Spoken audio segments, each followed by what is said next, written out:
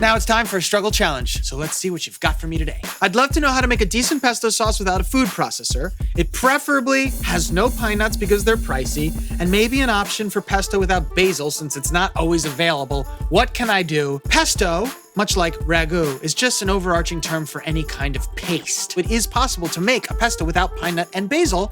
It's just not gonna be a pesto genovese, and that's fine. Let's see what we've got to work with. Kale, basil, parsley, lots of chives, carrots, mint.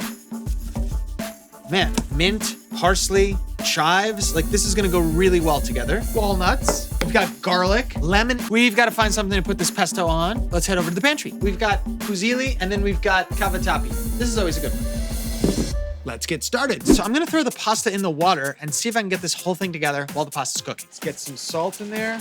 You want a pasta that's gonna coddle the paste that we're about to make. We're gonna start with a little garlic. I'm just gonna chop it up just a little bit. We've got some walnuts to give us creaminess.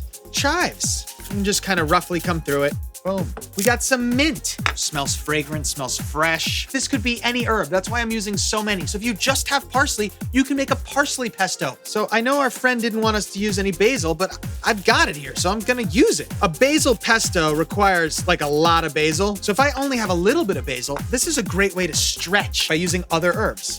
Let's get some parsley in there. Rough chop. Coming in with a little lemon. You gotta have something that's gonna absorb the oil. Cheese is pretty great.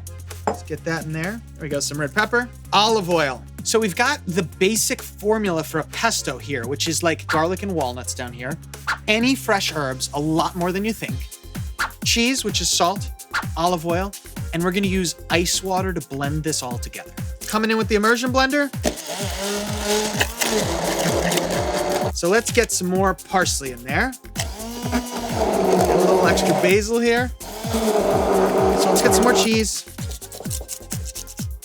Come here, you crazy boys. Our cheese and our nuts are gonna thicken our pesto. Pasta's coming out, drain it. We don't need any extra water because we've got so much in our pesto. Okay, so we're gonna go like this. It's pretty liquidy. We're gonna mix, mix, mix. A lot of water happening here. So let's thicken it up. Cheese and walnut. See if I can microplane a little bread on there. This is highly unusual and I may have gone off the deep end. I'm trying to create thickeners. So you can see we've got a nice sauce here. A little red pepper on top. Boom, boom, boom. Presentation. It's beautifully green. It's vibrant. I'm giving it a 9. It looks beautiful. Flavor-wise, man, it is hitting me everywhere. Is it traditional? No, but these herbs are fresh. The combination of everything is great and it's perfectly salted. However, is it a paste? I think I'm gonna have to go with no. It's not a paste. It seems like it's a really nice herb dressing, which is delicious, but it is definitely not a paste. Oh, pesto. I'm giving it an 8 on flavor. So 9 and 8 comes to 17, which is B+, and that's a great score. So have no fear. Go make some pesto, or at least something close to it.